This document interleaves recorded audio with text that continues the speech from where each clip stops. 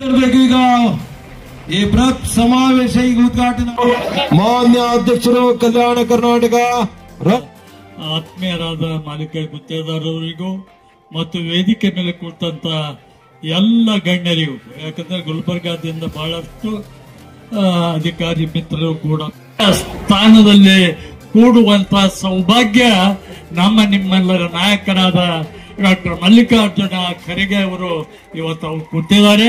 ಬಹಳ ಅಭಿಮಾನದಿಂದ ಅವರಿಗೆ ನಾವು ಬರಮಾಡಿಕೊಂಡಿದ್ದೇವೆ. ಇವತ್ತ ತಪ್ಪು ಗೊತ್ತಿದ್ದಂತೆ ಮೂರ್ತಿಗಳು ಇವತ್ತು ಶಿಲೆಗಳಲ್ಲ ಮತ್ತು ಈ ಕಂಚಿನ ಪ್ರತಿಭೆ ಕೂಡ ಅಲ್ಲ. ಈ ಮೂರ್ತಿಗಳಲ್ಲಿ ಅಡಗಿರುವಂತ ಬಹುದೊಡ್ಡ ವಿಚಾರಗಳು ಆ ಮೂರ್ತಿಯಲ್ಲಿ ಅಡಗಿವೆ. ಡಾಕ್ಟರ್ ಬಾಬಾ ಸಾಹೇಬ್ ಅಂಬೇಡ್ಕರರ ಏನು ಮೂರ್ತಿ ಇದೆ, ನಮಗೆ ಆ ಮೂರ್ತಿಯನ್ನು ನೋಡಿದ ಕೂಡಲೇ ವೈಬ್ರೇಷನ್ ಆಗ್ತದೆ. ನಮ್ಮ ಮೈಯಲ್ಲಿಯ ರೋಮಗಳು ಇವತ್ತ ಎದ್ದು ನಿಲ್ತವೆ ಅಂತೇಳಿ ನಾವು ಹೇಳ ಬಯಸ್ತಾ ಇದ್ದೇನೆ.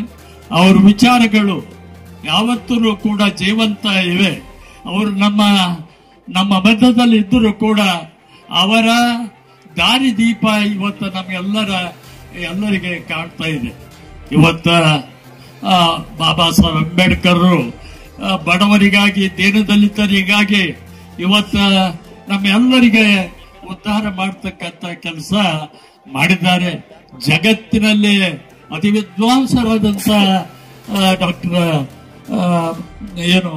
ಬಾಬಾ ಸಾಹೇಬರು ಇವತ್ತು ಜಗತ್ತಲ್ಲಿ ವಿಶ್ವದಲ್ಲಿಯೇ ವಿಶ್ವಜ್ಞಾನಿಯಾಗಿ ಇವತ್ತು ಹೊರಹೊಮ್ಮಿದ್ದಾರೆ ಅನ್ನೋದು ಬಹಳ ಅಭಿಮಾನದ ಸಂಗತಿಯಾಗಿದೆ.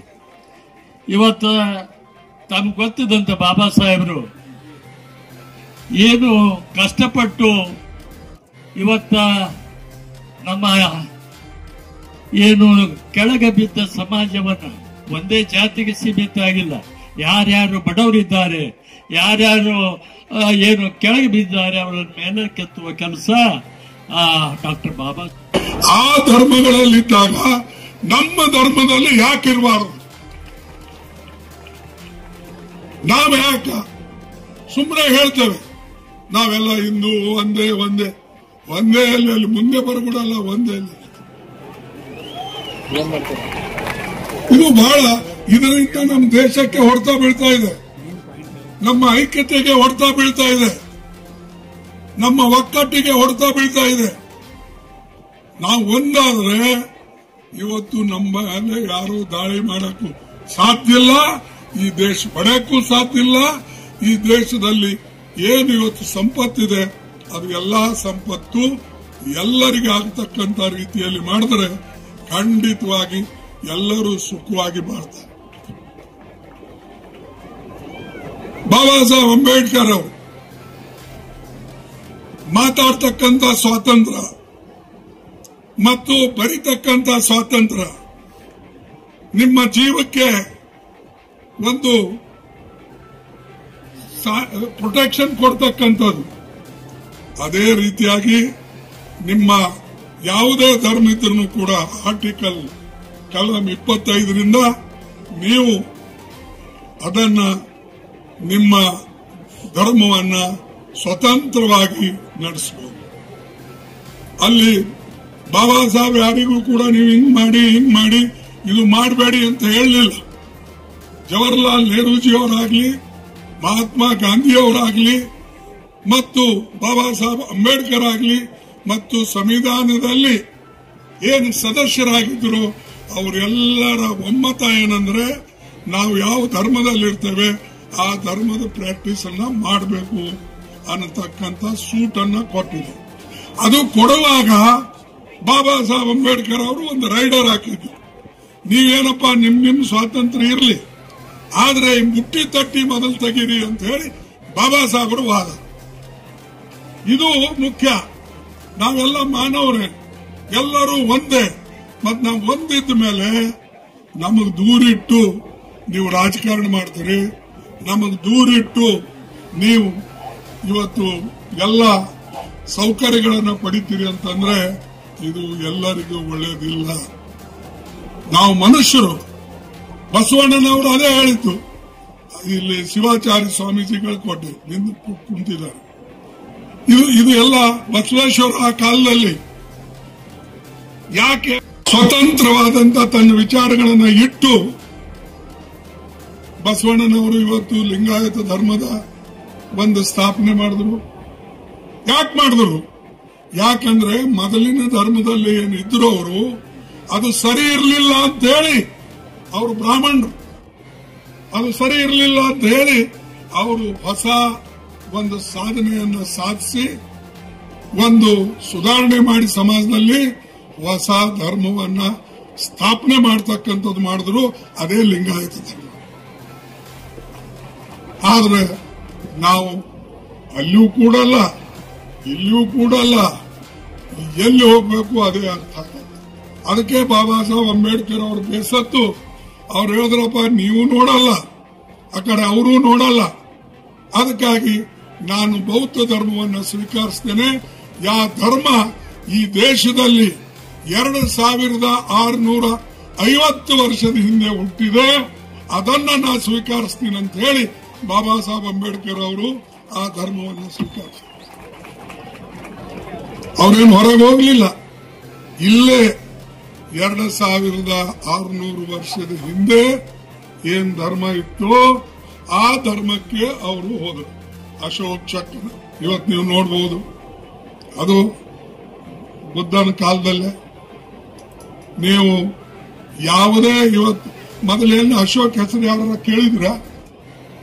ಇದು ಸ್ವಾತಂತ್ರ್ಯ ಸಿಕ್ಕ ಮೇಲೆ ನೆಹರೂಜಿ ಅವರು ಕೂಡ ಈ ಬೌದ್ಧ ಧರ್ಮ ಕಡೆ ಒಲವು ಇದ್ದಾಗ ಅವರು ಅನೇಕ ತನ್ನ ಈ ಇನ್ಸ್ಟಿಟ್ಯೂಷನ್ಸ್ಗಳು, ಸಂಸ್ಥೆಗಳ ಹೆಸರು ಅಶೋಕ, ಕನಿಷ್ಕ, ಪಂಚಶೀಲ ಇವೆಲ್ಲ ಇಟ್ಟು ಬಾಬಾ ಸಾಹೇಬ್ ಅಂಬೇಡ್ಕರ್ ಏನ್ ಮಾಡ್ತಾ ಇದ್ರು, ಏನ್ ಕೇಳ್ತಾ ಇದ್ರು, ಅವೆಲ್ಲನೂ ಕೂಡ ನಮ್ಮ ತಿರಂಗ ಜೆಂಡಾದಲ್ಲಿ ಅಶೋಕ ಚಕ್ರ ಇದೆ, ಧಮ್ಮ ಚಕ್ರ. ನೀವು ನಮ್ಮ ಪಾರ್ಲಿಮೆಂಟ್ ನಲ್ಲಿ ಹೋದ್ರೂ ಕೂಡ ಅಶೋಕನ ಸ್ತಂಭ ಇದೆ. ಇದು ಯಾರು ಬೇಕಂತ ಮಾಡಿಲ್ಲ, ಆದ್ರೆ ಯಾರು ಇದು ದೇಶಕ್ಕೆ ಒಂದು ಒಳ್ಳೆ ತತ್ವಗಳನ್ನು ಕೊಟ್ಟರು ಆ ತತ್ವನ್ನ ತನ್ನ ಜೀವನದಲ್ಲಿ ಅಳವಡಿಸಿಕೊಂಡು ಮುಂದೆ ಹೋಗಬೇಕು ಅನ್ನತಕ್ಕಂಥ ದೃಷ್ಟಿಯಿಂದ ಈ ದೇಶಕ್ಕೆ ಕೊಟ್ಟರು, ಈ ಸಮಾಜಕ್ಕೂ ಕೊಟ್ಟರು. ಅದಕ್ಕಾಗಿ ನಾವಿದ್ರ ಬಗ್ಗೆ ಸ್ವಲ್ಪ ಅರ್ಥ ಮಾಡ್ಕೊಳ್ಬೇಕು. ಇವತ್ತೇನಾಗಿದೆ, ನಾವು ಏನಾರ ಸ್ವಲ್ಪ ಜೋರಾಗಿ ಮಾತಾಡಿದ್ರೆ ಇವನಿಗೆ ಜೈಲಿಗೆ ಹಾಕಿರಿ ಅಂತ, ಜೋರಾಗಿ ಪತ್ರಿಕೆಯಲ್ಲಿ ಬರೆದ್ರೆ ಇವರಿಗೆ ಜೈಲಿಗೆ ಹಾಕಿರಿ ಅಂತ, ಕೇಸ್ ಹಾಕಿರಿ ಅಂತ. ಯಾರಾದರೂ ಒಂದು ಸಾಹಿತ್ಯ ಇಂಥ ಈಗಾಗಲೇ ನಮ್ಮ ದೇವೇಂದ್ರ ಹಾಡಿದ್ರು ಅಂತ ಹಾಡುಗಳನ್ನ ಅಥವಾ ನೋವಾಗ್ತಕ್ಕಂಥ ರೀತಿ ಕೆಲವು ಸಂದರ್ಭದಲ್ಲಿ ಈ ಹಾಡುಗಳು, ಸಂಗೀತಗಳು ಬರ್ತವೆ. ಯಾಕೆ? ಆ ಹಿಂದೆ ಆದಂತ ನೋವನ್ನ ಹೊರಗಡೆ ಹಾಕಬೇಕು, ತನ್ನ ಫೀಲಿಂಗ್ ಅನ್ನ, ಅನಿಸಿಕೆಗಳನ್ನ ಅದು ಜನರಿಗೆ ತೋರಿಸಬೇಕು ಅನ್ನತಕ್ಕಂಥ ದೃಷ್ಟಿಯಿಂದ ಹಾಡ್ತಾರೆ ಹೊರತಾಗಿ ಯಾರಿಗಾದ್ರೂ ಬೈಬೇಕು ಅನ್ನತಕ್ಕಂಥ ದೃಷ್ಟಿಯಿಂದ ಇದು ಅರ್ಥ ಮಾಡ್ಕೊಳ್ಳಲ್ಲ. ಅವ್ರಿಗೆ ಜೈಲಿಗೆ ಹಾಕಿ ಅಂತ. ಈಗ ಬಹಳಷ್ಟು ಬುದ್ಧಿಜೀವಿ ಜನ, ಬಹಳಷ್ಟು ವಿದ್ಯಾವಂತರು, ಬಹಳಷ್ಟು ಪತ್ರಕರ್ತರು, ಬಹಳಷ್ಟು ಮುಖ್ಯವಾಗಿ ವಕ್ತಾರರು ಅವರೆಲ್ಲ ಜೈಲಿನಾಗ. ಪಾರ್ಲಿಮೆಂಟ್ ನಲ್ಲಿ ಹೋರಾಟ ಮಾಡಿದಂತ ಜನ ಇವತ್ತು ಬಹಳಷ್ಟು ಬೇರೆ ಕಡೆ ಇದ್ದಾರೆ, ಬೇರೆ ಪಾರ್ಟಿ ಇದ್ದಾರೆ. ಯಾರು ಗ್ರಾಜುಯೇಟ್ ಇರ್ತಾರೋ, ಯಾರಿಗೆ ಹೊಲ ಇದೆ, ಯಾರು ಟ್ಯಾಕ್ಸ್ ಕೊಡ್ತಾರೋ ಅಂತವರಿಗೆ ಮಾತ್ರ ವೋಟಿನ ಹಕ್ಕು ಕೊಡಬೇಕು ಅಂತ ಹೇಳಿ ಬಹಳ ಜನರ ಬೇಡಿಕೆ ಇತ್ತು. ಆವಾಗ ಪಂಡಿತ್ ಜವಾಹರ್ಲಾಲ್ ನೆಹರೂಜಿ ಮತ್ತು ಬಾಬಾ ಸಾಹೇಬ್ ಅಂಬೇಡ್ಕರ್ ಹೇಳಿದ್ರು, ಇಲ್ಲ, ಈ ದೇಶದಲ್ಲಿ ಯಾರು ಹುಟ್ಟಿದಾರೋ ಅವರು ಯಾರೇ ಇರಲಿ, ಏನೇ ಕ್ವಾಲಿಫಿಕೇಶನ್ ಇರಲಿ, ಅವ್ರಿಗೆ ಜಮೀನ್ ಇರ್ಲಿ ಬಿಡ್ಲಿ ಏನೇ ಇರ್ಲಿ, ಅವರಿಗೆ 21 ವರ್ಷ ಆದರೆ ವೋಟಿನ ಅಧಿಕಾರ ಕೊಡಲೇಬೇಕು ಅಂತ ಹೇಳಿ ಅವರು ಬರಬೇಕು. ಅದು ನಂತರ ಈಗ ನಾವು ರಾಜೀವ್ ಗಾಂಧಿ ಅವರು ಅದಕ್ಕೆ 18 ವರ್ಷ ಮಾಡಿದ್ರು. ನೀವು ಅರ್ಥ ಮಾಡ್ಕೊಳ್ಳಿ, ಯಾರು ನಿಮಗೋಸ್ಕರ ಹೋರಾಟ ಮಾಡಿದಾರೋ, ಯಾರು ನಿಮಗೋಸ್ಕರ ಜನರ ಹತ್ರ ಅವಮಾನಿತಗೊಂಡಿದ್ದಾರೋ ಅವ್ರ ಬಗ್ಗೆ ಚಿಂತನೆ ಮಾಡಿ ಅವರ ಫೋಟೋವನ್ನ ಇಟ್ಟು ನೀವು ಪೂಜೆ ಮಾಡಬೇಕು. ನಾವೇ ಜಗಳ ಆಡ್ತೇವೆ, ಇವ ಅವನು ಇವ ಇವನು ಇವ ಇವನು. ಮತ್ ನೀವ್ ಹಿಂಗ್ ಜಗಳ ಆಡ್ಕೋತ ಕುಂತ್ರೆ ನಿಮಗ್ ಜಗಳ ಹಚ್ಚೋರು ಸುಮ್ಮನೆ ಇರ್ತಾರ? ಅವ್ರು ಇನ್ನಿಷ್ಟು ಪೆಟ್ರೋಲ್ ಹಾಕ್ತಾರೆ. ಅವ್ರ ಬಲ್ಲಂತೂ ಕಡ್ಡಿ ಪೆಟ್ಟಿಗೆ ಜೇಬನಾಗೆ ಇರ್ತದೆ. ಅವ್ರ ಪೆಟ್ರೋಲ್ ಹಾಕಿ ಕೂಡಲೇ ನೀವು ಉರಿ ಹಚ್ತೀರಿ. ಇದು ಆಗಬಾರದು. ಇದು ಆಯ್ತು ಅಂದ್ರೆ ನೀವೆಂದೂ ಕೂಡ ಮುಂದೆ ಬರಕ್ ಸಾಧ್ಯ ಇಲ್ಲ. ಇವತ್ತು ಯಾವ ಜಾತಿಯವರೇ ಇರಲಿ, ಎಲ್ಲರಿಗೂ ಒಂದೇ ಓಟು. ನಮ್ಮ ಎಂ.ಐ. ಪಾಟೀಲ್ರಿಗೂ ಒಂದೇ ಓಟು, ನಿಮಗೂ ಒಂದೇ ಓಟು, ಕೂಲಿಕಾರರಿಗೆ ಒಂದೇ ಓಟು, ಅಥವಾ ನಮ್ಮ ಕೂಲಿಕಾರರ ಕೆಲಸ ಮಾಡತಕ್ಕಂಥವ್ರು ರೈತರಿಗೆ ಅವರಿಗೂ ಒಂದೇ ಓಟು. ಅದರ ಬೆಲೆನೂ ಅಷ್ಟೇ. ದೊಡ್ಡವ್ರಿಗೆ ಓಟ್ ಕೊಟ್ಟಿನ ಅಧಿಕಾರ ಅದ್ರದ್ದು ಅಷ್ಟೇ. ನಮ್ಮ ಪೂಜ್ಯ ಸ್ವಾಮಿಗಳು ಓಟ್ ಹಾಕಕ್ ಹೋದ್ರೆ ಅವ್ರ ಓಟಿನ ಬೆಲೆನೂ ನನ್ನ ಓಟಿನ ಬೆಲೆನೂ ಅಷ್ಟೇ. ಅವ್ರ ಸ್ವಾಮಿಗಳಾರ ಅಂತ ಹೇಳಿ ಅವ್ರಿಗೊಂದು 20 ಓಟ್ ಅಂತ ಎಣಿಸಲ್ಲ, ಒಂದೇ ಓಟ್ ಎಣಿಸಲ್ಲ. ಅಥವಾ ನಾನು AICC ಅಧ್ಯಕ್ಷ ಇದ್ದೀನಿ ಅಂತ ಹೇಳಿ ನನಗೆ 10 ಓಟ್ ಕೊಡಲ್ಲ, ನನಗೂ ಒಂದೇ. ಟಾಟಾ, ಬಿರ್ಲಾ, ಡಾಲ್ಮಿಯಾ ಇವ್ರು ಯಾರ ಅದಾನಿ, ಅಂಬಾನಿ, ಅರೆ ಅವರಿಗೂ ಒಂದೇ ಓಟು, ನಿಮಗೂ ಒಂದೇ ಓಟು. ಅದರ ಕಿಮ್ಮತ್ತು ಅಷ್ಟೇ. ಇದು ಬಾಬಾ ಸಾಹೇಬ್ ಅಂಬೇಡ್ಕರ್ ಸಂವಿಧಾನದಲ್ಲಿ ಅಡಲ್ಟ್ ಫ್ರಾಂಚೈಸ್ ಅಂತ ಹೇಳಿ ಮಾಡಿದ್ದು, ಮತ್ತು ನೆಹರೂಜಿ ಇವರೆಲ್ಲರೂ ಕೂಡ ಅದಕ್ಕೆ ಸಪೋರ್ಟ್ ಮಾಡಿದ್ರು. ಬಟ್ ಬಹಳ ಜನ ಮುಜುಗರ ಅವ್ರಿಗೆ ಏನಾಗ್ತದಂದ್ರೆ ಇಂಥವ್ರಿಗೆ ಹೊಗಳಿದ್ರೆ ಏನ್ ಮಾಡ್ತಾರೆ, ಕಷ್ಟ ಆಗ್ತದೆ ಅಂತ ಬಹಳ ಜನ ಅದಕ್ಕೆ ಒಪ್ಪೋದಿಲ್ಲ. ಆದರೆ ನಾವು ಯಾವಾಗಲೂ ಕೂಡ ಬಾಬಾ ಸಾಹೇಬರಿಗೆ ಯಾಕೆ ನೆನೆಸ್ಕೊಳ್ಬೇಕಂದ್ರೆ ಅವರು ಸ್ವತಃ ಓದಿ ಒಬ್ಬ ಆರ್ಥಿಕ ತಜ್ಞನಾಗಿ, ಅರೆ ನಿಮ್ಮ ಸ್ವಾತಂತ್ರ್ಯಕ್ಕಾಗಿ ಹೋರಾಟ, ನಿಮ್ಮ ಫ್ರೀಡಮ್ ಆಫ್ ಸ್ಪೀಚಿಗೆ ಹೋರಾಟ ಮಾಡ್ತಕ್ಕಂಥವ್ರು, ನಿಮ್ಮ ಮಾತಿಗೆ ಸಪೋರ್ಟ್ ಕೊಡ್ತಕ್ಕಂಥವ್ರು, ಅವ್ರ ಬಗ್ಗೆ ನೀವು ಚಿಂತನೆ ಮಾಡಲಿಲ್ಲ ಅಂತಂದ್ರೆ ಯಾರ ಬಗ್ಗೆ ಚಿಂತನೆ ಮಾಡ್ತೀರಿ ನನಗೆ ಗೊತ್ತಿಲ್ಲ. ದಯವಿಟ್ಟು ಇದರ ಕಡೆ ನೀವು ಲಕ್ಷ್ಯ ಕೊಡಬೇಕು. ಇನ್ನೊಂದು ಶೆಡ್ಯೂಲ್ ಕಾಸ್ಟ್ ಜನರಂಗಕ್ಕೆ ವಿಶೇಷವಾಗಿ ಕಲಂ 341 ಮತ್ತು 342 ಇವೆರಡೂ ಕಲಂ ಬಾಬಾ ಸಾಹೇಬ್ ಅಂಬೇಡ್ಕರ್ ಅವರು SC STಗೆ ಜನಸಂಖ್ಯಾ ಆಧಾರದ ಮೇಲೆ ಎಂಪಿಗಳ ಸೀಟು, MLAಗಳ ಸೀಟು ಕೊಡಬೇಕು ಅಂತ ಹೇಳಿ ಸಂವಿಧಾನದಲ್ಲಿ ತಂದವರು ಅವರು. ಏನಿ ನಾನು ವಿಶೇಷವಾಗಿ ಇಲ್ಲಿ ಪಾರ್ಟಿ ಮಾತಾಡಕ್ ಹೋಗೋದಿಲ್ಲ. ಕೆಲವು ಜನ ಪಾರ್ಟಿ ಮಾತನ್ನು ಬೇರೆ ಪಾರ್ಟಿಯವರು ಇರಬಹುದು. ಆದ್ರೆ ನಾನು ಹೇಳ್ತೇನೆ, ಯಾವ ಮಹಾಪುರುಷ ನಿಮಗಾಗಿ ಮಾಡಿದಾನೋ ಅವನ ಹೆಸರು ತಗೊಳ್ಳೋದಿಲ್ಲ, ಅವ್ರ ಬಗ್ಗೆ ಚಿಂತನೆ ಮಾಡೋದಿಲ್ಲ. ನಾನು ನೋಡ್ತೀನಿ ಪಾರ್ಲಿಮೆಂಟ್ ನಲ್ಲಿ ಈ ವಿಷಯ ಬಂದಾಗ ಯಾರು ಮಾತಾಡೋದಿಲ್ಲ, ಸುಮ್ಮನೆ ಕುಂತಿರ್ತಾರೆ ನೋಡ್ಕೊಂಡು. ನಮ್ಮಂತವ್ರು ಯಾರು ಮಾತಾಡಿದ್ರೆ ಅಡ್ಡಿ ಬರ್ತಾರೆ. ಒಮ್ಮೆ 100 ಜನ ಹೇಳ್ತಾರೆ बाबा साहब का अपमान हुआ, बाबा साहब का। अरे अपमान तो तुमने किया। आरएसएस और बीजेपी ने जन्मता बाबा साहब के खिलाफ थे, और आज तुम दूसरों को बोलते हैं कि कांग्रेस ने अपमान किया।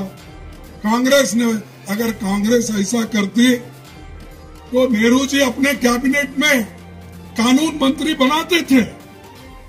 ಯಾರಾದರೂ ಸರಿ ಹೋಗ್ಲಿಲ್ಲ ಅಂದ್ರೆ ಅವರಿಗೆ ತನ್ನ ಮಂತ್ರಿ ಮಂಡಲದಲ್ಲಿ ತೆಗೆದುಕೊಳ್ತಾರ, ಡ್ರಾಫ್ಟಿಂಗ್ ಕಮಿಟಿ ಚೇರ್ಮನ್ ಮಾಡ್ತಾರ.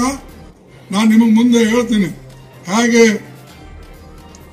ಬಾಬಾ ಸಾಹೇಬ್ ಅಂಬೇಡ್ಕರ್ ಅವರು ಮತ್ತು ನೆಹರು ಅವರು ಸೇರಿ ಈ ಅಡಲ್ಟ್ ಫ್ರಾಂಚೈಸ್ ಮಾಡಿದ್ರು. ಬಹಳಷ್ಟು ಇವು ಬಾಬಾ ಸಾಹೇಬ್ ಅಂಬೇಡ್ಕರ್ ಅವರು ಸಂವಿಧಾನ ತಯಾರು ಮಾಡುವಾಗ ಏನು ಚರ್ಚೆಗಳಾದವು, ಆ ಚರ್ಚೆ ಆಗುವಾಗ ಬಹಳಷ್ಟು ಜನ ಹೆಣ್ಣು ಮಕ್ಕಳಿಗೆ, ನಮ್ಮವರಿಗೆ, ತಾಯಿಂದರಿಗೆ ಓಟಿನ ಸಾಮಾಜಿಕ ತಜ್ಞನಾಗಿ, ಕಾನೂನು ಪಂಡಿತನಾಗಿ ಇಡೀ ಸಮಾಜಕ್ಕೆ ಕಾನೂನುಗಳನ್ನು ಕೊಟ್ಟಿದ್ದಾರೆ. ಮತ್ತು ಇನ್ನ ಒಂದು ವಿಶೇಷ ಸುದ್ದಿ ಹೇಳ್ತೀನಿ. ಏನು ಈ ಕೆಲವು ಜನ ಏನು ಹೇಳಿದ್ರಲ್ಲ, ಇದು ನನ್ನ ಮಾತಲ್ಲ. ಬಾಬಾ ಸಾಹೇಬ್ ಅಂಬೇಡ್ಕರ್ ಹೆಚ್ಚಿನ ಆಸಕ್ತಿ ವಹಿಸಿ ಈ ಸಂವಿಧಾನ ಬರೆದರೆ, ಈ ಸಂವಿಧಾನ ಸಂಪೂರ್ಣ ಆಗಬೇಕು, ಪರಿಪೂರ್ಣ ಆಗಬೇಕು ಅಂದ್ರೆ ಬಾಬಾ ಸಾಹೇಬರು ಒಬ್ಬರೇ ಕಾರಣ ಅಂತ ಹೇಳಿದ್ದಾರೆ. ನಾನಲ್ಲ, ನಾನಿದು ಹಿಂದಿದಾಗ ಹೇಳ್ತೀನಿ, ನಿಮಗೆ ಆಮೇಲೆ ಕನ್ನಡದಾಗ. ಟಿ ಕೃಷ್ಣಮ್ಮಾಚಾರಿ ಅಂತಿದ್ರು. ಇದು ನಾನು 5ನೇ ನವೆಂಬರ್ 1949ರಲ್ಲಿ ಟಿ ಕೃಷ್ಣಮ್ಮಾಚಾರಿ ಅವರು ಮೆಂಬರ್ ಇದ್ರು. ಸಂವಿಧಾನ ಕಮಿಟಿಯಲ್ಲಿ ಬರೇ 7 ಜನ ಇದ್ರು ಮೆಂಬರ್ಸ್. 7 ಜನರಲ್ಲಿ ಒಬ್ಬರು ಟಿ ಕೃಷ್ಣಮ್ಮಾಚಾರಿ. ಅದಕ್ಕೆ ಅವ್ರೇನ್ ಹೇಳ್ತಾರೆ, ಟಿ ಕೃಷ್ಣಮ್ಮಾಚಾರಿ ಅವರ ಭಾಷಣ ಹೇಳಿದ್ದನ್ನ ನಿಮ್ ಮುಂದೆ ನಾ ಹೇಳ್ತೀನಿ. ಯಾಕೆ ಇದನ್ನ ಹೇಳ್ತಾ ಇದ್ದೀನಿ ಅಂದ್ರೆ ನಿಮಗ್ ತಿಳಿಬೇಕು ಬೇರೆಯವ್ರಿಗೂ. ಇದು ಹೆಣ್ಮಕ್ಕಳಿಗೆ ಪಾಪ ಅವ್ರಿಗೆ ಹೇಳೋರು ಇರಲ್ಲ, ಯಾರು ತಿಳ್ಕೊಳ್ಳೋದಿಲ್ಲ. ಕೆಲವು ಜನ ರೈತರು ಇರ್ತಾರೆ, ಅವ್ರಿಗೆ ತಿಳಿದಂತ ಜನ ನೀವು ಹೇಳಿ. ಏನ್ ಹೇಳಿದ್ದಾರೆ? संविधान का निर्माण करने वाले चुनिंदा 7 सदस्यों की कमेटी में से एक सदस्य ने त्याग पत्र दिया. 7 ಜನರ ಕಮಿಟಿಯಲ್ಲಿ ಒಬ್ಬರು ರಾಜೀನಾಮೆ ಕೊಟ್ಟರು. एक सदस्य का निधन हो गया. ಒಬ್ಬ ಸದಸ್ಯನ ಮೃತ್ಯು ಆಯಿತು, ಸತ್ತು ಹೋದ. ಒಬ್ಬರು एक अमेरिका चला गया, अमेरिका को होगा. एक सदस्य रियासत के कार्यों में व्यस्त था. ಇನ್ನೊಬ್ಬ ರಾಜ ಇದ್ದ, ತನ್ನ ಕೆಲಸದಲ್ಲೇ ತಾನಿದ್ದ, ಈ ಕಡೆ ಅವ ಲಕ್ಷ್ಯ ಕೊಡ್ತಿದ್ದ. ಇನ್ನೂ ಇಬ್ರು ದಿಲ್ಲಿಯಿಂದ ದೂರ ಇದ್ರು. ಅವರ ಹೆಲ್ತ್ ಸರಿ ಇರಲಿಲ್ಲ, ಸ್ವಾಸ್ಥ್ಯ ಸರಿ ಇರಲಿಲ್ಲ. ಅದಕ್ಕೆ ಅವರು ದಿಲ್ಲಿಯಿಂದ ದೂರ ಇದ್ದ ಮೇಲೆ ಅವ್ರಿಗೆ ದಿಲ್ಲಿಗೆ ಬರೋಕೆ ಆಗ್ತದೆ. होने के कारण वे उपस्थित नहीं रह सके. ಯಾರು ಹೇಳಿದ್ದು? ಟಿ ಕೃಷ್ಣಮ್ಮಾಚಾರಿ ಆ ಕಮಿಟಿ ಸದಸ್ಯ. ಮತ್ತ ಅವ್ರೇನ್ ದಲಿತ ಅಲ್ಲ, ಅವರು ಪಕ್ಕಾ ಮಡ್ರಾಸಿ ಬ್ರಾಹ್ಮಣ. ಅವ್ರು ಹೇಳಿದ್ದು. ಮಾತ್ರ ನೀವೆಲ್ಲಿ ಕುಣಿತೀರಿ? ಏನಂತ? ಬಾಬಾ ಸಾಹೇಬ್ ಒಬ್ಬರೇ ಮಾಡಿದ್ರೇನು? ಬಾಬಾ ಸಾಹೇಬ್ರೆ ಇದರಲ್ಲಿ ಬೇರೆಯವ್ರು ಮಾಡಿಲ್ಲ. ಹೌದಪ್ಪ, ನೀವು ಮಾಡಿದ್ರಿ. ಆದ್ರೆ ಒಬ್ರು ಸತ್ರು, ಒಬ್ರು ಅಮೆರಿಕ ಹೋದ್ರು, ಒಬ್ಬ ತಮ್ಮ ರಿಯಾಸತ್ ಬಿಟ್ಟು ಬರಲಿಲ್ಲ, ಇನ್ನಿಬ್ಬರು ದೂರ ಇದ್ರು. ಮತ್ತೆ ಯಾರು ಬರೆದ್ರು? ಮತ್ತೆ ಅದಕ್ಕೆ ಸ್ವಲ್ಪ ತಿಳ್ಕೊಳ್ಳಿ, ಎಷ್ಟು ಕಷ್ಟಪಟ್ಟು ಅವ್ರು ಮಾಡಿದ್ದಾರೆ. ಹೌದು, ಅವ್ರ ಜೊತೆಯಲ್ಲಿ ಬೇರೆಯವ್ರನ್ನು ಕಾನ್ಸ್ಟಿಟ್ಯೂಂಟ್ ಅಸೆಂಬ್ಲಿಯಲ್ಲಿ ಹೇಳಿದ್ದು ಸರಿ, ಸಲಹೆ ಕೊಟ್ಟಿದ್ದು ಸರಿ. ಈ ಎಲ್ಲಾ ಸಲಹೆಗಳನ್ನ ತಗೊಂಡು ಬಾಬಾ ಸಾಹೇಬ್ ಅಂಬೇಡ್ಕರ್ ರಾತ್ರಿ ದಿನ ಎಣಿಸದೆ ನೋಡದೆ ಈ ದೊಡ್ಡ ಸಂವಿಧಾನ ನಮಗೆ ಕೊಟ್ಟಿದ್ದಾರೆ. ಈ ಸಂವಿಧಾನವನ್ನ ಉಳಿಸ್ತಕ್ಕಂತ ಕೆಲಸ ನಿಮ್ಮದು. ಸಂವಿಧಾನ ಬಚಾವ್ ನಿಮ್ಮ ಕೆಲಸ, ನಿಮಗೋಸ್ಕರ ಇದ್ದಂಥದ್ದು. ಅದಕ್ಕೆ ಬಂಧುಗಳೇ, ಇದನ್ನ ನೀವು ನೆನಪಿನಲ್ಲಿಟ್ಟುಕೊಳ್ಳಿ. ಇನ್ನೊಂದು ನಿಮಗೆ ಹೇಳ್ತೀನಿ, ಈ ಲೇಬರ್ ಕಾನೂನು ಅವಲ್ಲ, ಬಹಳ ಜನ ಇದು ಸ್ವಾತಂತ್ರ್ಯ ಸಿಕ್ಕ ಮೇಲೆ ಲೇಬರ್ ಕಾನೂನು ಬಂದು ಅಂತ ತಿಳ್ಕೊಂಡಿದ್ದಾರೆ. ಬಾಬಾ ಸಾಹೇಬ್ ಅಂಬೇಡ್ಕರ್ ಅವರು 1940ರಿಂದ 1946ವರೆಗೆ ಅವರು ವೈಸ್ ರಾಯ್ಸ್ ಎಕ್ಸಿಕ್ಯೂಟಿವ್ ಕಮಿಟಿ ಅದರಲ್ಲಿ ಮಂತ್ರಿಯಾಗಿದ್ದರು. ಗೊತ್ತಾಯ್ತಾ? ಮಂತ್ರಿ ಆಗಿದ್ರು. ಆ ಮಂತ್ರಿ ಆದಾಗ ಅವ್ರು ಹೇಳಿದ್ರು, ಭಾರತದಲ್ಲಿರ್ತಕ್ಕಂಥ ನಮ್ಮ ಕಾರ್ಮಿಕರಿಗೆ ನೀವು 14 ತಾಸು ನೀವು ಅವರಿಗೆ ಕೆಲಸ ಮಾಡಿಸ್ತೀರಿ, ಮತ್ತು ಬ್ರಿಟಿಷರಿಗೆ ಕೇವಲ 8 ತಾಸು ಕೆಲಸ ಮಾಡಿಸ್ತೀರಿ.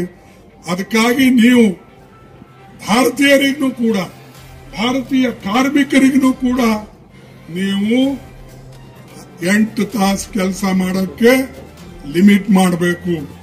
ಇದು ಯಾರು ಹೇಳಿದ್ದು? ಬಾಬಾ ಸಾಹೇಬ್ ಅಂಬೇಡ್ಕರ್ ಅವರು 1942ರಲ್ಲಿ. ನಿಮಗೆ ಸ್ವಾತಂತ್ರ್ಯ ಸಿಕ್ಕಿದೆ ಅವಾಗ? ನೆನಪದಲ್ಲ ನಿಮಗೆ? ನೆನಪಿಲ್ಲ? ನೆನಪದ? ಹೇಳ್ರಿ ನೋಡೋಣ.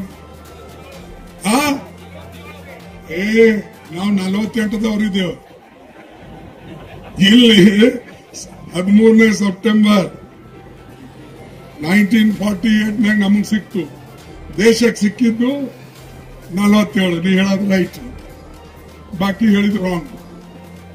ಅದಕ್ಕೆ ಈ ಸ್ವಾತಂತ್ರ್ಯಕ್ಕಿಂತ ಮುಂಚೆ ಬಾಬಾ ಸಾಹೇಬ್ ಅಂಬೇಡ್ಕರ್ ಅವರು ಕಾರ್ಮಿಕರಿಗೆ, ಕೂಲಿಕಾರರಿಗೆ, ದುಡಿಯೋರಿಗೆ, ರೈತರಿಗೆ ಇದು 8 ತಾಸು ನಮಗೂ ಇರಬೇಕು ಅಂತೇಳಿ ಹೋರಾಟ ಮಾಡಿ ಬಡವರಿಗೆ 8 ತಾಸಿನ ಲಿಮಿಟ್ ಹಾಕಿ ಕೆಲಸಕ್ಕೆ ತೆಗೆದುಕೊಳ್ತಕ್ಕಂಥದ್ದು ಮಾಡಿದ್ದು ಬಾಬಾ ಸಾಹೇಬ್ ಅಂಬೇಡ್ಕರ್. ಅದನ್ನ ನಾವು ನೆನಪಿನಾಗಿಡಬೇಕು.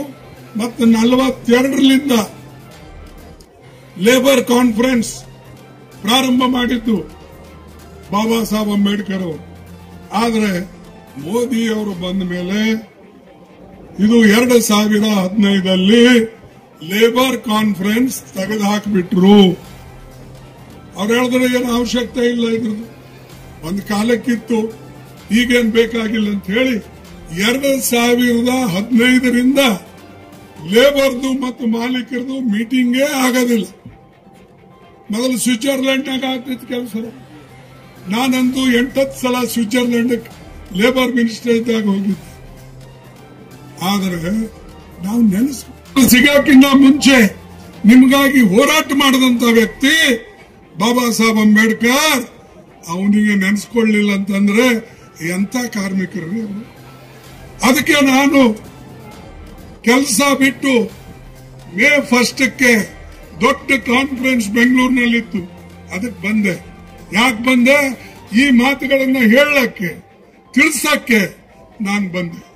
ಈಗೂ ಕೂಡ ಇಲ್ಲಿ ಅಂಬೇಡ್ಕರ್ ಒಂದು ಪುತ್ಥಳಿಯನ್ನು ಅನಾವರಣ ಮಾಡೋಕ್ಕೆ ಬರಬೇಕು ಅಂತ ಹೇಳಿ ನಮ್ಮ ಎಂ.ಐ. ಪಾಟೀಲ್ ಕೇಳಿದ ಮೇಲೆ ನಾನು ತಿಳ್ಕೊಂಡೆ ಇದು ಒಂದು ಅವಕಾಶ ಇದೆ, ಎಲ್ಲರಿಗೆ ಒಂದು ತಿಳುವಳಿಕೆ ಹೇಳ್ತಕ್ಕಂಥದ್ದು, ಎಲ್ಲರಿಗೆ ತಿಳಿಸ್ತಕ್ಕಂಥದ್ದು ಅಂತ ಹೇಳಿ ವಿಶೇಷವಾಗಿ ನಾನು ಇಲ್ಲಿ ಬಂದಿದ್ದೆ. ಆಮೇಲೆ ಬಾಬಾ ಸಾಹೇಬ್ ಅಂಬೇಡ್ಕರ್ ಅವರ ಅನೇಕ ಗುಣಗಳನ್ನ ನಾವೆಲ್ಲರೂ ಮೆಚ್ಚಬೇಕು.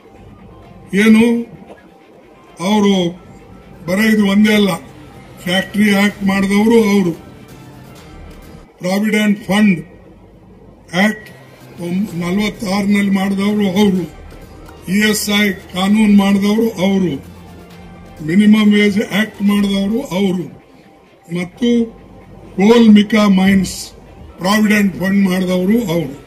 ಎಷ್ಟಂತ ಹೇಳಬೇಕು, ನನ್ನ ಬಲ್ಲೆಲ್ಲ ತುಂಬೋಗಿದೆ. ಯಾಕಂದ್ರೆ ಇದು ನಿಮ್ಗೆ ಗೊತ್ತೇ ಇಲ್ಲ.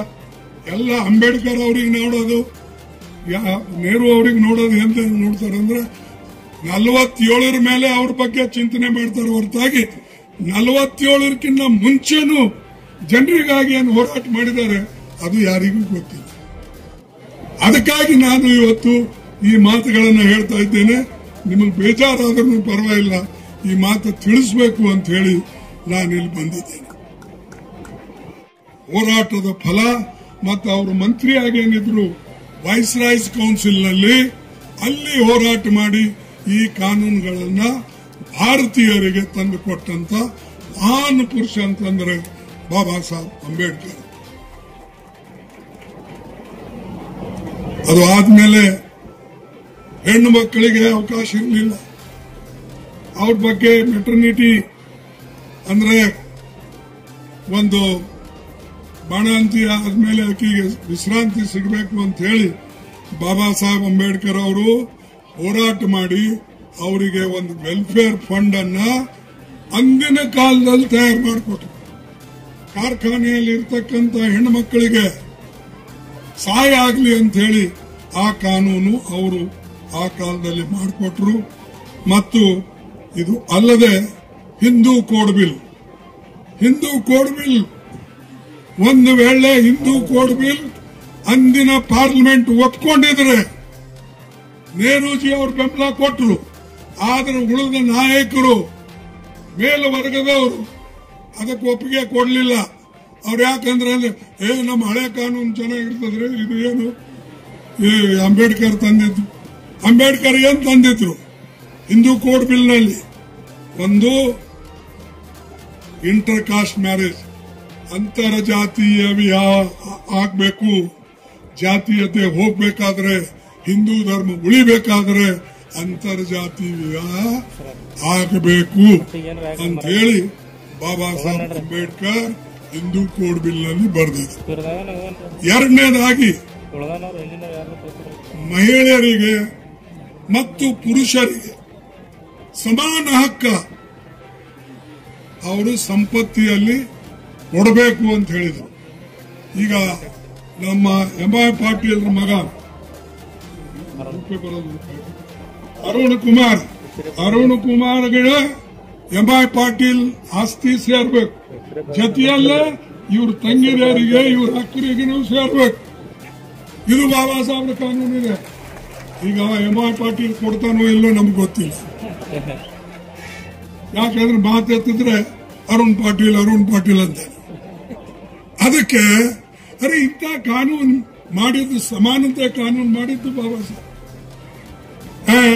ಇದು ಮೂರನೇದು, बेटियों को पिता की संपत्ति में भाई के बराबर अधिकार. ಇದನ್ನು ಬಾಬಾ ಸಾಹೇಬ್ ಕೊಟ್ಟಿದ್ದು. ನಾಲ್ಕನೇದು, ಮಹಿಳಾओं के लिए डाइवर्स का अधिकार.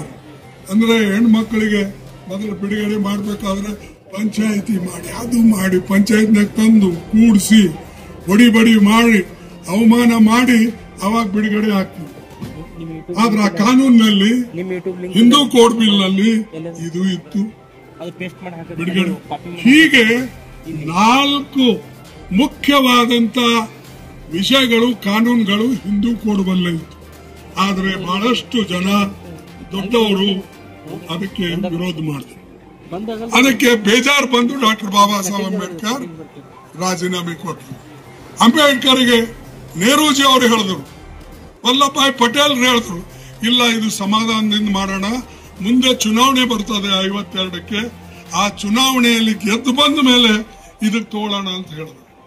ಬಾಬಾ ಸಾಹೇಬ್ ಅಂಬೇಡ್ಕರ್ ಇಲ್ಲ, ಈಗ ಆಗ್ಲಿಲ್ಲ ಅಂದ್ರೆ ಮುಂದೆ ಆಗೋದಿಲ್ಲ ಅಂತ ಹೇಳಿ ಅವರು ರಾಜೀನಾಮೆ ಕೊಟ್ಟರು. ಮುಂದೆ ನಮ್ಮ ಜವಾಹರ್ಲಾಲ್ ನೆಹರು ಅವರ ನೇತೃತ್ವದಲ್ಲಿ ಇವು 4 ಕಾನೂನು ಬಂದು, ಯಾವುದು? Hindu marriage act, Hindu succession act. ಅಂದ್ರೆ ನಿಮ್ಮ ಮುಂದೆ ಯಾರು ನಿಮ್ಮ ಸಕ್ಸೆಸರ್ ಆಗಬೇಕು, ನಿಮ್ಮ ಮನೆತನಕ್ಕೆ ಮುಂದೆ ಯಾರು ಅದಕ್ಕೆ ದತ್ತಕ್ಕೆ ಆಗಬೇಕು ಅನ್ನತಕ್ಕಂಥದ್ದು ಇದು.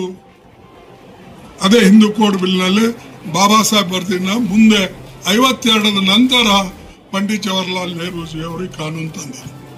ಅಲ್ಲಿಂದ ಹಿಂದೂ ಮೈನಾರಿಟಿ ಗಾರ್ಡಿಯನ್ಶಿಪ್ ಆಕ್ಟ್, ಅದು ಅದರೊಳಗೆ ಇತ್ತು, ಅದು ಒಂದೇ ಕಾನೂನು ನೆಹರೂಜಿ ಅವರು ತಂದರು. Hindu adoption and maintenance act, adoption ಅದೇ ದತ್ತಕ್ಕೆ ತಗೊಳ್ತಕ್ಕಂಥದ್ದು, ಮತ್ತು ಮನೆಯವರಿಗೆ ಒಂದು ಇದು ಕೊಡ್ತಕ್ಕಂಥದ್ದು, ಏನು ಮೇಂಟೆನೆನ್ಸ್, ಅವರ ಒಂದು ಸಾಕತಕ್ಕಂಥ ಅಥವಾ ಅವರಿಗೆ ಸಾಕುವ ಒಂದು ಹಣವನ್ನ ಕೊಡ್ತಕ್ಕಂಥದ್ದು, ಅದನ್ನು ಅವಾಗೆ.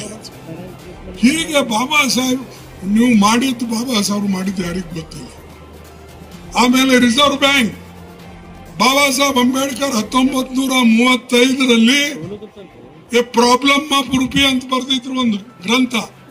ಆ ಪ್ರಾಬ್ಲಮ್ ಆಫ್ ರುಪಿ ಮೇಲೆ ಚಿತ್ಲೆ 18 जनवरी 1952 में लिखे पत्र में खुद लिखा था, मुझे हराने में ये एस डांगे, तिलकोड़ी एस डांगे और सावरकर का हाथ था. ನನಗೆ ಸೋಲಿಸರಲ್ಲಿ ಕೈವಾಡ ಯಾರ್ದಿತ್ತು ಅಂದ್ರೆ ಎಸ್.ಎ. ಡಾಂಗೆ ಕಮ್ಯುನಿಸ್ಟ್ ಪಾರ್ಟಿದು, ಆಮೇಲೆ ಸಾವರ್ಕರ್ ಕೈ ಇತ್ತು. ಯಾಕಂದ್ರೆ ಡಬಲ್ ಮೆಂಬರ್ ಕಾನ್ಸ್ಟಿಟ್ಯೂನ್ಸಿ ಆವಾಗ ಇತ್ತು. ಆ ಡಬಲ್ ಮೆಂಬರ್ ಕಾನ್ಸ್ಟಿಟ್ಯೂನ್ಸಿದಾಗ ಏನಿತ್ತು, ಶೆಡ್ಯೂಲ್ಡ್ ಕಾಸ್ಟ್ ಜನರಿಗೆ ಉಮೇದುವಾರಿಗೆ ಹೆಚ್ಚಿನ ವೋಟ್ ಬಂದ್ರೆ ಅವರು ಜನರಲ್ ಅಂತ ಹೇಳಿ ಡಿಕ್ಲೇರ್ ಮಾಡ್ತಿದ್ರು. ಯಾರಿಗೆ ಅತ್ಯಂತ ಕಮ್ಮಿ ಓಟಿ ಬಂದ್ರು ಕೂಡ ಅವ ಶೆಡ್ಯೂಲ್ ಕಾಸ್ಟ್ ಕೋಟಾದಲ್ಲಿ ಆರಿಸಿ ಬರ್ತಿದ್ದಾರೆ. ಹೀಗಾಗಿ ಅವರಿಗೆ ಏನ್ ಚಿಂತೆ ಅಂದ್ರೆ ಎಸ್.ಎ. ಡಾಂಗೆ ಸೋಲ್ತಾನೆ, ಅದಕ್ಕಾಗಿ ಏನ್ ಮಾಡಬೇಕು ಅಂತ ಹೇಳಿ ಅವರು ಅಂಬೇಡ್ಕರ್ಗೆ ಹೋಗತಕ್ಕಂತ ವೋಟ್ಗಳನ್ನ ಒಡೆದು ಸಾವರ್ಕರ್ ಮತ್ತು ಡಾಂಗೆ ಅವರು ಬೇರೆ ಕಡೆ ಕೊಡ್ತಕ್ಕಂಥದ್ದು ಮಾಡಿ ಡಾಂಗೆಗೆ ಕೊಡಿಸ್ತಕ್ಕಂಥದ್ದು ದೋಸ್ತಿ ಇತ್ತು. ಬಾಬಾ ಸಾಹೇಬ್ ಅಂಬೇಡ್ಕರ್ ಅವರು ಅಲಯನ್ಸ್ ಪಾರ್ಟಿಯಿಂದ ನಿಂತಿದ್ರು. ಕಮ್ಯುನಿಸ್ಟ್, ಸೋಷಲಿಸ್ಟ್ ಇವೆಲ್ಲ ಪಾರ್ಟಿಗಳು ಸೇರಿ ಇದು ಅಲಯನ್ಸ್ ಮಾಡ್ಕೊಂಡು ನಿಂತಿದ್ರು. ಆವಾಗ ಇದು ಸ್ವತಃ ಬಾಬಾ ಸಾಹೇಬ್ ಪತ್ರ ಬರೆದಿದ್ದು ಕಮಲಾಕಾಂತ್ ಚಿತ್ರಗೆ, ನೋಡಿ ನನಗೆ ಸೋಲಿಸಿದವರು ಯಾರು ಇಲ್ಲ, ನನಗೆ ಸೋಲಿಸಿದವರು ಎಸ್.ಎ. ಡಾಂಗೆ, ಸಾವರ್ಕರ್ ಅಂತ ಹೇಳಿ ಪತ್ರ ಬರೆದಿದ್ದಾರೆ. ಆ ಪತ್ರನ ನೀವು ಓದ್ಕೊಳ್ಳಿ, ನಾನು ಎಲ್ಲ ಕಡೆ ಕೊಟ್ಟಿದ್ದೆ. ಬಂಧುಗಳೇ, ಇನ್ನೊಂದು ಕೊನೆ, ಯಾಕೆ ನೀವೇ ಕೇಳ್ತೀರಿ ಇಷ್ಟೆಲ್ಲ ಇದ್ರೂ ಕೂಡ ಯಾಕೆ ಕೆಲಸ ಮಾಡಲ್ಲ? ಹೌದು, ಕೆಲವು ತಪ್ಪು ಆಗ್ತವೆ, ಕೆಲವು ಒಂದಾಗಿ ಕೆಲಸ ಮಾಡ್ತೇವೆ, ಕೆಲವು ಒಪ್ಪದಿಲ್ಲ ಒಂದೇ ಪಾರ್ಟಿಯಲ್ಲಿದ್ರು. ಇದೆಲ್ಲ ನಾವು ತಿಳ್ಕೊಳ್ಬೇಕು. ಅದಕ್ಕೆ ಬಾಬಾ ಸಾಹೇಬ್ ಅಂಬೇಡ್ಕರ್ ಹೇಳಿದ್ರು, ಸಂವಿಧಾನ ಚಾಹೆ ಕಿತ್ನಾ ಭಿ ಅಚ್ಚಾ ಹೋ, ಸಂವಿಧಾನ ಎಷ್ಟೇ ಒಳ್ಳೆಯದಾಗಿರಲಿ, यदि संविधान को मानने वाले लोग खराब निकले तो निश्चित रूप से संविधान खराब सिद्ध होता है. ಸಂವಿಧಾನ ಎಷ್ಟೇ ಒಳ್ಳೆದಿದ್ರು ಕೂಡ ಅದಕ್ಕೆ ನಡೆಸ್ಕೊಂಡು ಹೋಗ್ತಕ್ಕಂತ ಜನ ಒಳ್ಳೆಯವರು ಇರಲಿಲ್ಲ ಅಂತಂದ್ರೆ ಸಂವಿಧಾನ ಕೆಡ್ತದೆ. ಆಯ್ತು, ಬೇರೆ ಕಡೆ ಸಂವಿಧಾನ ಎಷ್ಟೇ ಅದರಲ್ಲಿ ತಪ್ಪುಗಳಿದ್ರು ಕೂಡ ನಡೆಸ್ತಕ್ಕಂತ ವ್ಯಕ್ತಿ ಒಳ್ಳೆಯವನಿದ್ರೆ ಅದು ಒಂದ್ಸಾಲಿ ಚೆನ್ನಾಗಾಗ್ತದೆ. ಆದ್ರೆ ಇಲ್ಲಿ ಸಂವಿಧಾನ ಒಳ್ಳೇದಿದೆ, ಆದ್ರೆ ಕೆಟ್ಟ ಜನರ ಕೈಯಲ್ಲಿ ಸಿಕ್ಕಾಗ ಕೆಟ್ಟದಾಗ್ತದೆ ಅಂತ ಹೇಳಿ ಬಾಬಾ ಸಾಹೇಬ್ ಅಂಬೇಡ್ಕರ್ ಅವರು ಓಪನ್ಲಿ ಇದು ಸಂವಿಧಾನವನ್ನ ಅರ್ಪಿತ ಮಾಡುವಾಗ ಪಾರ್ಲಿಮೆಂಟ್ ನಲ್ಲಿ ಹೇಳಿದ್ರು. ಇದು ನೆನಪಿನಲ್ಲಿ ಇಟ್ಕೊಳ್ಬೇಕು. ಅದಕ್ಕಾಗಿ ಇವತ್ತು ನಮ್ಮ ಜೊತೆಯಲ್ಲಿ ರಾಹುಲ್ ಗಾಂಧಿ ಬಾಬಾ ಸಾಹೇಬ್ ಅಂಬೇಡ್ಕರ್ ಅವರ ಬಗ್ಗೆ ಹೇಳ್ತಕ್ಕಂಥದ್ದು ಮತ್ತು ಅವರೊಂದು ಸ್ಲೋಗನ್ ತೆಗೆದರು. ಏನು ಈ ಒಂದು ಲಡಾಯಿ ನಾವು ಮಾಡಬೇಕು ದೇಶದಲ್ಲಿ ಅಂದ್ರೆ ನಾವೆಲ್ಲರೂ ಸೇರಿ ಜೈ ಬಾಪು, ಜೈ ಭೀಮ್, ಜೈ ಸಂವಿಧಾನ ಇದನ್ನ ಪ್ರಾರಂಭ ಮಾಡಿದ್ದು. ಇಷ್ಟೊಂದು ಹತ್ರ ನಾವು ಇವತ್ತು ಕಾಂಗ್ರೆಸ್ ಪಾರ್ಟಿಯಲ್ಲಿ ಬಾಬಾ ಸಾಹೇಬ್ ಅಂಬೇಡ್ಕರ್ ಬಗ್ಗೆ ತೆಗೆದುಕೊಂಡು ಹೋಗಿದ್ದೇವೆ. ಈಗೆಲ್ಲರೂ ಶುರು ಮಾಡಿದ್ದಾರೆ. ಈಗ ಬಾಬಾ ಸಾಹೇಬ್ ಅಂಬೇಡ್ಕರ್ ಬಗ್ಗೆ ನಾವೊಬ್ಬರೇ ಹೇಳೋದಿಲ್ಲ. ಬಾಬಾ ಸಾಹೇಬ್ ಅಂಬೇಡ್ಕರ್ ಬಗ್ಗೆ ಈಗ ವೋಟಿಂಗ್ಗೋಸ್ಕರ ಎಲ್ಲರೂ ಹೇಳತ್ತಾರೆ. ಈ ಬಿಜೆಪಿ, ನಿಮ್ಮ RSSನವರು, ಜನಸಂಘನವರು ಬಾಬಾ ಸಾಹೇಬ್ರ ಹೆಸರೇ ತಗೊಳ್ತಿದ್ದಿಲ್ಲ. ಅವ್ರ ಫೋಟೋ ಇಡೋದಂತೂ ಬಿಡಿ, ಅವ್ರ ಹೆಸರು ತೊಳೆದ ಫೋಟೋ ಈಗ ಇಡಕ್ ಶುರು ಮಾಡಿದ್ದಾರೆ. ಅದಕ್ಕಿಂತ ಮುಂಚೆ ಅವ್ರ ಫೋಟೋನೂ ಇಡ್ತಿದ್ದಿಲ್ಲ, ಅಂಬೇಡ್ಕರ್ ಹೆಸರನ್ನು ತೊಗೊಳ್ತಿದ್ದಿಲ್ಲ. ಆದ್ರೆ ಅವರಿಂದ ನೀವು ಹುಷಾರಿರ್ಬೇಕು. ಯಾಕೆ ಹುಷಾರಿರ್ಬೇಕು ಅಂತಂದ್ರೆ ಹಳ್ಳಿಗೆ ಪುನಃ ಮನುನ ವಿಚಾರಗಳು, ಮನುಸ್ಮೃತಿ, ನಮ್ಮ ಸಂವಿಧಾನ ಇದೆ ಅಂತ ಹೇಳಿ ತಗೊಂಡು ಅವರು ಓಡಾಡ್ತಾ ಇದ್ದಾರೆ. ಆದರೆ ಬಾಬಾ ಸಾಹೇಬ್ ಅಂಬೇಡ್ಕರ್ ಸಂವಿಧಾನ ಇದು ಸರ್ವಶ್ರೇಷ್ಠ ಇದೆ ಅಂತ ಹೇಳಿ ತಿಳಿಸ್ತಕ್ಕಂಥದ್ದು ನಿಮ್ಮ ಕೆಲಸ. ಈ ಸಂವಿಧಾನ ಮುಳುಗಿದ್ರೆ ನೀವು ಮುಳುಗ್ತೀರಿ. ಇಡೀ ದೇಶದ ಜನರಿಗೆ ಹೇಳ್ತಾ ಇದ್ದೀನಿ, ಇದು ಬರೀ SC/ST ಏನೋ ಸ್ವಲ್ಪ ರಿಸರ್ವೇಶನ್ ಇದೆ, ಒಂದ್ 3-4 ನಾ ಹೇಳಿದೆ.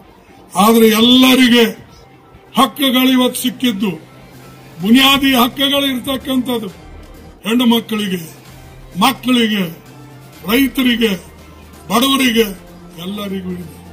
ಅದರ ಸಂವಿಧಾನ ಇವತ್ತು ಅದಕ್ಕೆ ಕೆಟ್ಟ ಹೆಸರು ತಂದು ತೆಗಿತಕ್ಕಂತ ಪ್ರಯತ್ನ ಮಾಡಿದ್ರೆ ದೇಶಕ್ಕೂ ತೊಂದರೆ, ನಮಗೂ ಕೂಡ ತೊಂದರೆ. ಈ ಮಾತನ್ನ ನಿಮಗೆಲ್ಲರಿಗೂ ಹೇಳಿ ನಾನು ಒಂದೇ ಒಂದು ಹೇಳ್ತೀನಿ, ಸಂವಿಧಾನ ಉಳಿಸಿ. ಬಾಬಾ ಸಾಹೇಬ್ ಅಂಬೇಡ್ಕರ್ ಅವರ ಮಾತಿಗೆ ಮನ್ನಣೆ ಕೊಟ್ಟು ಈ ದೇಶದಲ್ಲಿ ಅವರ ತತ್ವನ್ನ ಸಾರಬೇಕು ಅಂತ ಹೇಳಿ ನಿಮಗೆ ಕೇಳಿ ನನ್ನ ಮಾತನ್ನ ಮುಗಿಸ್ತೇನೆ. ಜೈ ಹಿಂದ್, ಜೈ ಕರ್ನಾಟಕ. ಎಲ್ಲರಿಗೆ ವಂದಿಸ್ತೇನೆ. ಬೋಲೋ ಭೀಮ ಭಗವಾನ್ ಕಿ ಜೋರಾಗಿ ಆ ಕಡೆ ಸಪ್ಪಿಗೆ ಏನು ಊಟ ಹಾಕಿಲ್ಲ ನಮ್ಮ. ಬೋಲೋ ಭೀಮ ಭಗವಾನ್ ಕಿ ಜೈ. ಜೈ ಭೀಮ್, ಜೈ ಭೀಮ್, ಜೈ ಭೀಮ್, ಜೈ ಭೀಮ್, ಜೈ ಭೀಮ್, ಜೈ ಭೀಮ್, ಜೈ ಹಿಂದ್, ಜೈ ಹಿಂದ್, ಜೈ ಹಿಂದ್, ಜೈ ಹಿಂದ್, ಜೈ ಹಿಂದ್. ಜೈ ಹಿಂದ್. ಎಲ್ಲರಿಗೆ ಧನ್ಯವಾದಗಳು. ತಾಯಿಂದರಿಗೆ, ಯುವಕರಿಗೆ, ರೈತರಿಗೆ ನನ್ನ ವಂದನೆಗಳನ್ನು ಹೇಳಿ ನನ್ನ ಮಾತು ಮುಗಿಸ್ತೇನೆ. ಎಲ್ಲರಿಗೆ ನಮಸ್ಕಾರ. ಸಮಾರಂಭದ ಉದ್ಘಾಟಕರು ಊರಿನಲ್ಲಿ ನಾವು ಹೋಗಿದ್ದೆ ಒಂದು 3 ದಿವಸದ ಹಿಂದೆ. ಅಲ್ಲಿಯೂ ಬಹಿರಂಗವಾಗಿ ಹೇಳಿದೆ, ಜನ ಸಂತೋಷ ಪಡ್ತಾರೆ. ಯಾಕಂದ್ರೆ ಬಹಳ ಜನರಿಗೆ ಗೊತ್ತಿಲ್ಲ ಬಾಬಾ ಸಾಹೇಬರು ಏನ್ ಮಾಡಿದ್ದಾರೆ, ಎಷ್ಟು ಕಷ್ಟಪಟ್ಟಿದ್ದಾರೆ. ಆದರೂ ಕೂಡ ಅದಕ್ಕೆ ಜನ ಯಾವ ದೃಷ್ಟಿಯಿಂದ ನೋಡಬೇಕು, ಆ ಗೌರವ ದೃಷ್ಟಿಯಿಂದ ಕೆಲವು ಕಡೆ ನೋಡೋದಿಲ್ಲ. ಅದು ಅಲ್ಲದೆ ಕೆಲವು ಕಡೆ ಇದನ್ನು ಹೇಳ್ತಾರೆ, ಏನ್ ಅವ್ರೊಬ್ಬರೇ ಬರೆದಿದ್ದ, ಅವರೇ ಮಾಡಿದ್ರ. ಕೆಲವು ಅವ್ರು ಇಲ್ಲಿ ನಾನು ನೋಡಿದ ಒಂದು ಪತ್ರಿಕೆಯಲ್ಲಿ ಬಂದಿತ್ತು, ಕೆಲವು ಮಹಾಶಯರು ಅವರು ಹುಟ್ಟುಗುಣ ಅದು ಸುಟ್ಟರು ಹೋಗಲ್ಲ ಅಂತಾರಲ್ಲ, ಹಂಗೆ ಕೆಲವು ಜನ ಇನ್ನೂ ಅವ್ರು ಬಿಡಲ್ಲ. ಸಾವಿರಾರು ವರ್ಷದ ಹಿಂದೆ ಏನಿತ್ತು ಅದೇ ಗುಣಗಳು ಇನ್ನೂ ಇಟ್ಕೊಂಡು ಬಂದಿದ್ದಾರೆ. ಅದರಿಂದ ದೇಶ ಉದ್ಧಾರ ಆಗಲ್ಲ. ದೇಶ ಉದ್ಧಾರ ಆಗಬೇಕಾಗಿದ್ರೆ ಈ ಬಡವರನ್ನ ನೀವು ಜೊತೆಯಲ್ಲಿ ತೆಗೆದುಕೊಂಡು ಹೋದಾಗ ಮಾತ್ರ ಈ ದೇಶದ ಉದ್ಧಾರ ಆಗ್ತದೆ. ಈಗ ಆರ್ಟಿಕಲ್ ಕಲಂ 17 ಇದ್ರಾಗೇನಿದೆ, ಇದರೊಳಗೆ ಅಸ್ಪೃಶ್ಯತೆಯನ್ನ ತೆಗೆದುಹಾಕಬೇಕು ಅಂತ ಬರೆದಿದೆ. ಇವತ್ತು ಹೋಗಿದ್ದೇನಾ? ಯಾಕಂದ್ರೆ ಇದರ ಅಮಲ್ಬಜಾವಣೆ ಮಾಡತಕ್ಕಂಥವ್ರು ಹಳ್ಳಿಯಲ್ಲಿರ್ತಕ್ಕಂಥ ಮುಖಂಡರು, ಎಂಎಲ್ಎಗಳು, ಎಂಪಿಗಳು, ಮಂತ್ರಿಗಳು, ಮುಖ್ಯಮಂತ್ರಿಗಳು, ಕೇಂದ್ರೀಯ ಮಂತ್ರಿಗಳು, ಪ್ರಧಾನಮಂತ್ರಿಗಳು. ಈ ಮಟ್ಟದಲ್ಲೇ ಇದನ್ನ ಯಾವಾಗ ಬರೋದಿಲ್ಲ ಅಂದ್ರೆ ಖಂಡಿತವಾಗಿ ಇದು ಅಸ್ಪೃಶ್ಯತೆ ಮುಂದಕ್ಕೆ ಹೋಗ್ತದೆ. ಎಲ್ಲಾ ಧರ್ಮದಲ್ಲಿ ಅಸ್ಪೃಶ್ಯತೆ ಇಲ್ಲ. ಈಗ ಮುಸಲ್ಮಾನರಲ್ಲಿ ಅವರು ಒಬ್ಬರಿಗೊಬ್ಬರು ಏನು ಅಸ್ಪೃಶ್ಯತೆ ಮಾಡ್ತಾರ, ಮುಟ್ಟಿ ತಟ್ಟಿ ಮಾಡ್ತಾರ. ಕ್ರಿಶ್ಚಿಯನ್ ನಲ್ಲಿ ಮುಟ್ಟಿ ತಟ್ಟಿ ಮಾಡ್ತಾರ. ಬೇರೆ ಬೇರೆ ಇರಬಹುದು, ಸಿಯಾ ಸುನ್ನಿ ಇರಬಹುದು, ಅಥವಾ ಪ್ರೊಟೆಸ್ಟೆಂಟ್ ಕೆಥಲಿಕ್ ಇರಬಹುದು. ಆದರೆ ಒಬ್ರಿಗೊಬ್ರು ಅಪ್ಕೊಳ್ತಕ್ಕಂಥ